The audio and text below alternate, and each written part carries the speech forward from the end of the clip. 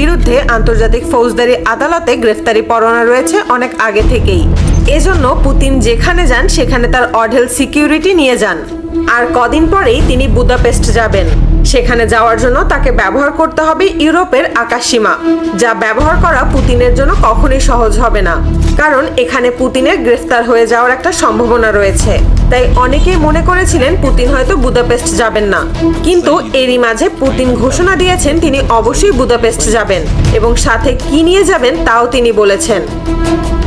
Putin সাধারণত কোথাও যাওয়ার জন্য ব্যক্তিগত বিমান ইলুশিন 296 ব্যবহার করে থাকেন। এটি পৃথিবীর অন্যতম আধুনিক এবং সিকিউরিটিযুক্ত বিমান। এই বিমানটাকে এমনভাবে তৈরি করা হয়েছে যে এটি যে কোনো মিসাইলের হামলা পর্যন্ত সহ্য করতে পারে। তাছাড়া এতে এমন টেকনোলজি ব্যবহার করা হয়েছে যে এই বিমানের 4 কিলোমিটারের মধ্যে কোনো ধরনের ব্যালিস্টিক মিসাইল কিংবা ড্রোন আসতে পারে না। এমনকি এতে বসানো হয়েছে আলট্রা জ্যামিং টেকনোলজি। ফলে এই বিমানের কাছাকাছি কোনো যুদ্ধ বিমান চলে আসলে স্যাটেলাইট থেকে ডিসকানেক্ট হয়ে দিক হারিয়ে ফেলবে। তবে ইন্টারেস্টিং ব্যাপার হলো এই বিমান কখনো একা ওড়ে না। এই বিমানের দুই পাশে থাকে মোট 8টি ফাইটার জেট। এগুলো কোনো সাধারণ ফাইটার জেট না, এগুলো হলো MiG-29 fighter jet.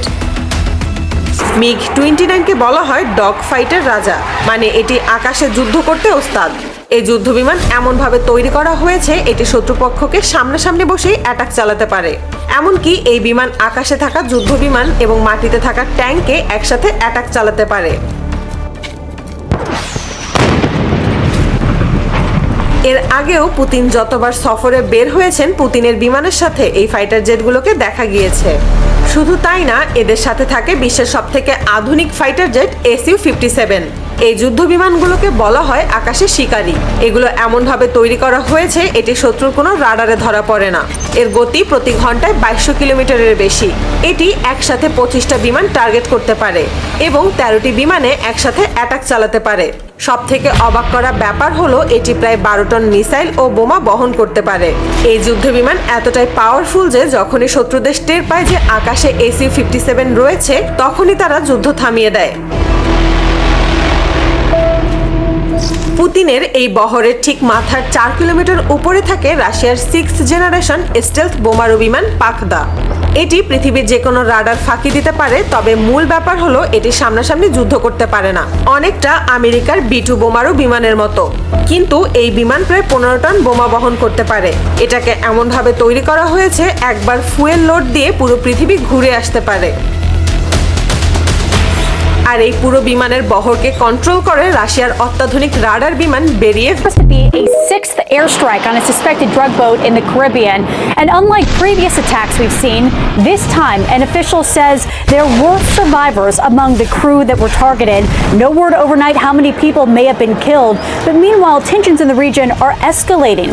President Trump has authorized CIA operations in Venezuela and is considering ground strikes.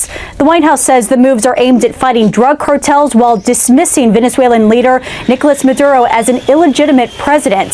Earlier this week, flight tracking data showed 3 American B-52 bombers flying near the coast of Venezuela in what appears to be a major show of force by President Trump.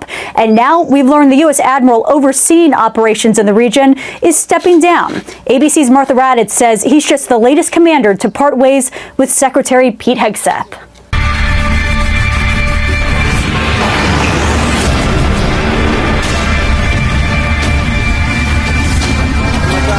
তোদেরকে জিজ্ঞেস করতে হয় যে তোদের জন্মটা কোথায়। জিয়ার আমলে সাদা মাইক্রোবাস, সেই সাদা মাইক্রোবাসে যাকে উঠাতো সে আর কোনোদিন মায়ের কোলে ফিরে আসে নাই। এখন ওরা যা আমাদের সাথে করেছে তার যদি 1 ভাগও আমরা করি তাহলে ওদের তো আর খুঁজে পাওয়া যাবে না।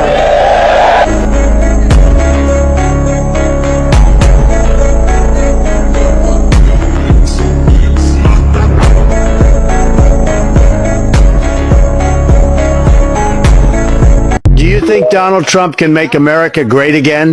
If you think he can, comment yes. If you think he can't, just share your thoughts. Your opinion matters. Pakistan-Afghanistan conflict again heats up. Heavy exchanges reported along the border. Pakistan says it hit terror camps and training sites to stop attacks on towns. Many positions were captured and several militants killed. the Army promises strong, measured action to defend people while urging regional leaders to calm the situation.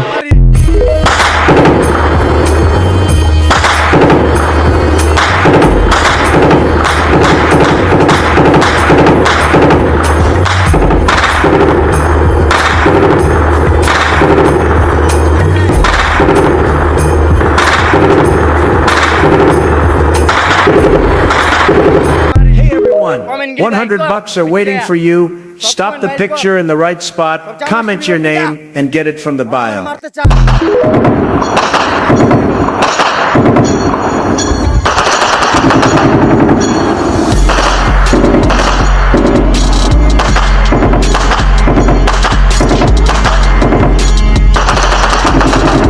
সফর শেষে দেশে ফিরেছেন প্রধানমন্ত্রী শেখ হাসিনা। সকাল 9:32 ঢাকা শাহজালাল আন্তর্জাতিক বিমানবন্দরে পৌঁছান প্রধানমন্ত্রী। এ সময় মন্ত্রিপরিষদের সদস্য ও আওয়ামী লীগের সিনিয়র নেতারা তাকে স্বাগত জানান।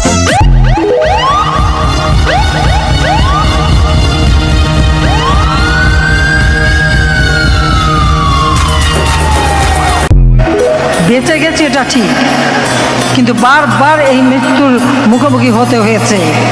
কিন্তু আমি দমে যাইনি, আমি বঙ্গবন্ধু শেখ মুজিবের মেয়ে, দমে যাওয়ার না। আল্লাহ যদি দিন দেয়, আগামী নির্বাচনে জয়ী হয়ে আসতে পারলে ওই লন্ডনে বসে হুকুম দেবে আর আমার দেশের মানুষের ক্ষতি করবে আর দেশের মানুষকে মারবে, সেটা হতে পারবে না।